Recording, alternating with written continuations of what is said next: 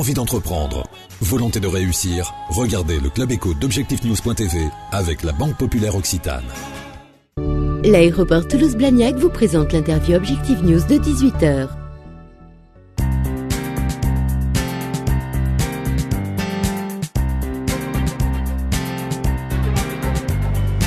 Bonsoir, merci de nous rejoindre sur Objectif-News.tv. Nous recevons Christian Lagarde, bonsoir. Bonsoir. Vous êtes vice-président de la Fédération régionale Midi-Pyrénées, de l'hôtellerie de plein air, des campings globalement. Tout à fait. Combien de campings en Midi-Pyrénées ? Il y a pratiquement 600 campings en Midi-Pyrénées et nous en représentons, enfin d'adhérents, nous en avons 440. Mais à la limite, il vaut mieux parler d'une valeur marchande et professionnelle. On représente les 4/5e des emplacements marchands de Midi-Pyrénées. Est-ce que c'est un poids économique important dans le secteur du tourisme ? Oui, justement, méconnu, mais on y tient, puisque nous sommes en fait en nombre de nuitées les premiers hébergeurs de Midi-Pyrénées, même au niveau national. Donc oui, c'est un poids économique énorme, puisqu'il faut savoir quand même que le tourisme, le client camping-caravanier est un consommateur de produits locaux. Il se fait la cuisine, il s'achète le pain, les légumes et tout. Après, on a une idée du chiffre d'affaires que génère votre secteur ? Non, je ne sais pas. Je vais vous dire des bêtises. Je ne sais pas, mais je peux vous dire qu'à la limite, il y a un ratio qui est important. On se dit qu'à l'heure actuelle, un client qui va laisser 100 € d'hébergement, de logement, à l'heure actuelle, consomme en produits locaux une cinquantaine d'euros, 50%. Il faut savoir quand même, ce qui est un petit peu plus noir, c'est qu'il y a 15 ou 20 ans de ça, pour 100, ils consommaient 100. Voilà. Donc maintenant, pour 100, ils ne consomment que 50. D'accord. C'est un secteur en mutation, c'est un secteur qui évolue Il a vécu une grande mutation il y a quelques années de ça par l'arrivée de locatifs, c'est-à-dire la notion de séjour en location, c'est-à-dire que le client ne venait plus avec son habitat, puisque dans un camping on venait avec sa toile de tente, sa caravane, sa roulotte certainement, maintenant quelques petits camping-cars, mais nous avons un parc locatif qui permet aux gens de louer. Alors le plus communément parlant, c'est le mobil-home. On fait plus de camping aujourd'hui comme on faisait il y a 20 ou 30 ans. Nettement moins. D'ailleurs, le nombre de caravanes, d'immatriculation de caravanes a chuté énormément. La toile de tente revient un petit peu. Peut-être que c'est une raison économique. La toile de tente est économique. Avant, on a retrouvé depuis 5-6 ans l'igloo, le petit pour le jeune qui retrouve le séjour camping. Mais même les familles, maintenant, avec des toiles de tente, des tentes un peu plus conséquentes, séjournent en toile de tente. Et puis surtout, l'arrivée. Alors, en chiffres, vous parlez, il faut savoir quand même que les mobil-homes et les chalets, les locatifs représentent plus de 20% du nombre de nos emplacements, ce qui n'est pas neutre. Et aujourd'hui, cette mutation, c'est le camping-car. Le camping-car qui explose. C'est toujours un marché en progression ? Le camping-car, oui. Ouais.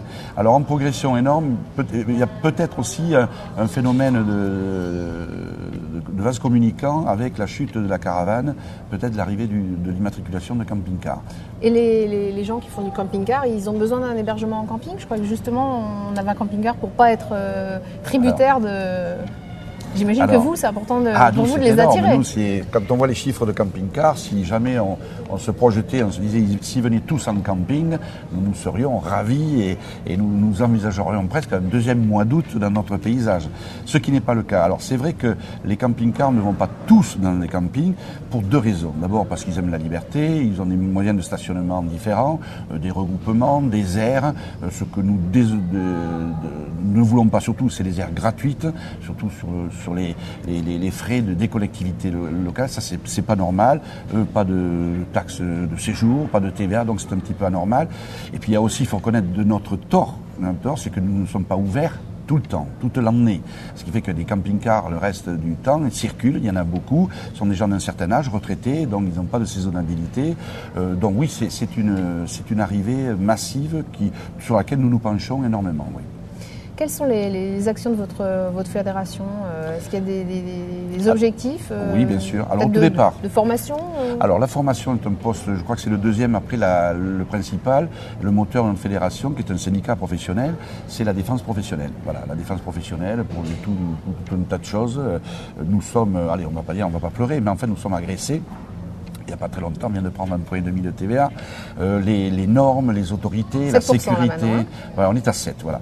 Même si on nous dit que c'est encore un taux préférentiel. D'accord, mais enfin on a pris 1,5 % et brutalement, ce qui fait que bon, c'est difficile quand on a fait déjà une tarification, donc ça sera pour nous. Alors ensuite, il y a la formation. La formation, inévitablement, elle occupe une place importante, puisque nos ressortissants se voient obligés d'évoluer dans leurs compétences, dans leurs équipements, du fait des demandes changeantes et de plus en plus exigeantes de nos consommateurs. Donc oui, beaucoup de sensibilisation, beaucoup de professionnalisation, de formation et d'accompagnement dans les mutations qui est, par exemple, à l'heure actuelle, le nouveau classement, obligatoire ou pas, mais en fait les nouvelles normes d'un classement, nouvelles normes pour toutes les structures de tourisme en France. C'est-à-dire que ce soit les hôtels ou les campings, hôtels, gîtes, locatifs. On là un impératif cette année. Il y a une échéance. Et jusqu'au mois de juillet, c'est ça, pour faire un audit et continuer à être classé, c'est ça ? Exactement. C'est-à-dire que si on décide d'être classé auprès de la préfecture et de la maison qui instruit, qui est à tout France, si on décide de l'être. Par contre, ça devient facultatif, on n'est pas obligé. Mais nous pensons que c'est très important de l'être pour des tas de raisons, pour un positionnement vis-à-vis du grand public. Les étoiles. Et aussi pour bénéficier de ce taux de TVA. Pour bénéficier, oui, à la limite. Quand même. Oui, parce que si on n'est pas classé, si on n'est pas reconnu camping garanti, on n'aura pas les 7% et on passe à 19,6. Et d'après ce que j'entends dire, peut-être sûrement même davantage. Donc oui, c'est un moteur. Ça n'empêche que c'est des normes qui sont basées sur d'autres critères qu'auparavant, que les normes 93, où on fait apparaître des notions de qualité, de service, pas que de notions quantitatives, nombre de WC, nombre de douches, nombre de suicides, ou de surface et ses emplacements. Donc c'est beaucoup plus délicat, l'approche est un peu différente, donc on fait un accompagnement sous forme de grilles, de réunions collectives et de visites même sur site pour certains. Merci Christian Lagarde de nous avoir fait découvrir ce secteur économique. C'est avec plaisir.